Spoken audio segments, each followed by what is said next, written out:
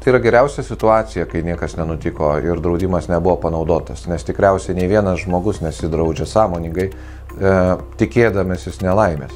Mes draudžiamės nuo to, kad kas nors neįvyktų, ko mes nežinome. Ir geriausias pavyzdys yra tas, kaip mes lygiai taip pat draudžiame savo automobilius, kas yra visiškai lengvai suvokiama. Ir jeigu neįvyksta joks įvykis, tas draudimas tiesiog lemia, kad aš buvau ramus ir saugus. Tai saugumas turbūt pats pagrindinis atsakymas, kam man reikia gyvybės draudimo. Jeigu nieko neįvyko, nebuvo išmokų, tai vėlgi, jeigu tai yra susijęta su kaupimu, per tą laiką dar gyvybės draudimas gali ir prikaupti lėšų. Jeigu tai yra tik tai rizikos apdraustos, tai tada rizikos, jos nesirealizavo. Tai esu labai laimingas žmogus. Geriau jos nesirealizuotų, o kai realizuojasi gyvybės draudimas, turi ateiti į pagalbą.